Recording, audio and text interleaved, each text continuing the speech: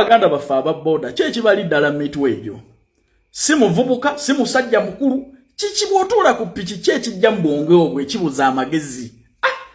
Bananga ababoda. Bangabyo nabadda tumedde bebe kulu na kati akyasibi. Emotoka ekuli maaso n'esiba. Gwe n'osigala ng'ojja n'ogiyitako. Bananga ababoda magezi mugalekawa. Bananga ababoda olusi mulimu ekiseera lwe mwetwetamya ensi yaffe. Ge mazima ga Katonda mu ggulu. Si muvubuka muto si mukadde mulina engeri gye mweyisaamu ng'ekitagasa.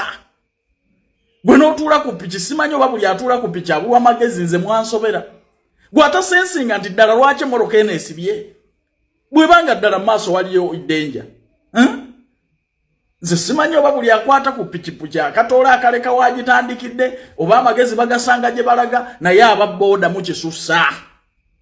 Muteekeemu amagezi mu bye mukola. Oyo big size bebe kulu abatalina wasala waboda atabadde tagudde mu mbi zowa military. Iri puzzle de gravity nze ndowooza mwandisirise kubanga mwongera kwokya. Ebiseera ebisinga si buli lutalo nti olina olulwana. Ekyokubiri weetegereze nnyo ani akulwanisa. Katikkiro musajja mukulu nnyo. N'abakoze press conference ne basazaamu show zammwe ne babagoba ku ma TV n'okubategeka. Nabo si batono kubanga bw'otunuulira ebitongole bye baakuŋŋaanyiza osookanga ne weetegerezaamu nga tonnabuubuuka. Okwesiba ku nnaku nti yeekuwemuza abantu tekirina makulu. Ekisooka nsaba mukkirize nti kituufu muli mu nsobi. Oyo si ye music omutuufu. Katonda yaba blessinga naddala gravity omutujju. Wagula Range Rover si mu kuwemula abantu. Ensi yakwagala kuyimba wina kudda mu luyimba lwa kafeero n'endala. Era ensi neekuwagira obadde oyita abantu nga bajja n'okula Range Rover ne weekulaakulanya obulamu bwo ne bukyuka.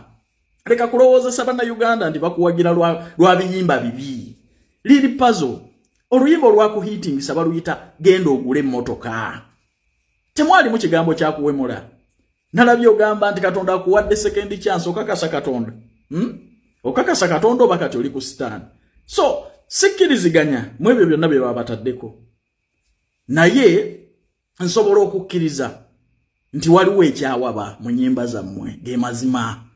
Music industry tuleme giyita mu lugwagwayo. Tulina abaana nga namwe bwe mubalina. Awali ensobi tukkirize. Bino bye birimu ebyokuleekaana nze ndaba mwongera kwokya ge mazima ga Katonda mu ggulu. Mwongera kwokya. Kubanga ekisooka temugenda kulwana na buli omu. Ekyokubiri mumanye nnyo nti gavumenti eno yanoonya dda bwenyega omuyimbi nga terabawo. Musobola okukola ng'ekizampo. Mbabuulira. Si buli avuddeyo kulwanisa nti olina okwogera. Ate era opimamu ani gwe ngenda okulwana naye naamusobola oba neetaaga kwetonda. Ekyokubiri mukkirize nti mwakola nsobi. Tebakuwaga n'oddamu okuseerera olulimi ge mazima ga Katonda mu ggulu. Mukkirize nti yali nsobi, mukkirize nti mubadde mu muzannyo, mukkirize nti mubadde mwava ku mulamwa. We loved you bantu mmwe tubasapoti nze si tukutuwemula. Njagala oddeyo gravity onoonye ebivulu bye wakubanga ng'oyimba ennyimba enza wina n'endala. Naawe liri puzzle oddeyo. Olabe kati abantu bawe mu the gravity baagana n'okujja erugogo. Kyakolera Katonda. Bwe tulaba nti ogenda ogwa. Ge mazima ga Katonda mu ggulu. Njagala oddemu wekkaanye era oddeyo weetereeze. Kale abaagala okugenda ebweru okwepakasiza sibasuula muguluka emirimu tugirina egitambulirawo ate nga akasente kooteekamu nga visa ekuli mu ngalo. Tunoonyeko ku nooti 7 nooti 67 26 oba nooti 7 6 twetaaga abawala n'abalenzi genda bweru kukola. Twetaaga bakirina ba waitress ne ba waiter. Omusala gutandikira ku $1.5 paka ku $2.2. Banange mujja okuva ku myaka 21 paka emyaka 36 tutwala kata Kuwait na Dubai. Bakusuza bakulisa bakujjanjaba ne vacation buli mwaka. Interviews zigenda maaso twetaaga abantu bangi nga bw'okiwulira. Abantu bangi mumbuzizza ku bya gravity. Nerere puzzle. Ebyokubagaana okuyimba ennyimba zaabwe ze bayita ez'obuwemu. Kyembasaba temwevuma okudda ku TikTok okuvuma bafina masanyalaze n'abalala si a solution. Nze kyembasaba nti bandibadde bakwatagana bano abayimbi ne baleeta balooya baabwe ne basisinkana bali bafina masanyalaze ne babaako okwogerezeganya because nze n'ensonga njiraba nti ntono nnyo. Wayinza okubaawo ba complainants babalooza nti ennyimba zino zaabuwemu ng'ate nabo really olina obbawuliriza. Kate ne bano nabo abayimbi ba Lil Puzzle ne ba Gravity nabo bo bagamba nti ennyimba zaabwe si zaabuwemu.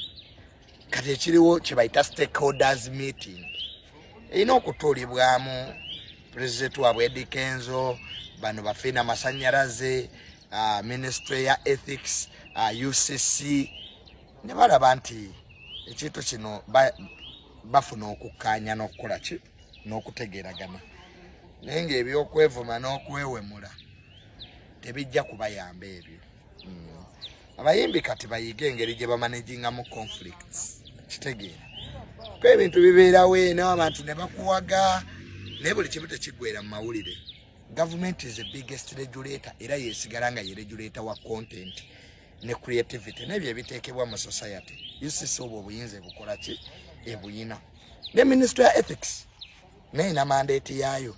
Ne bano bafina masanyalaze nabo balina mandate yaabwe.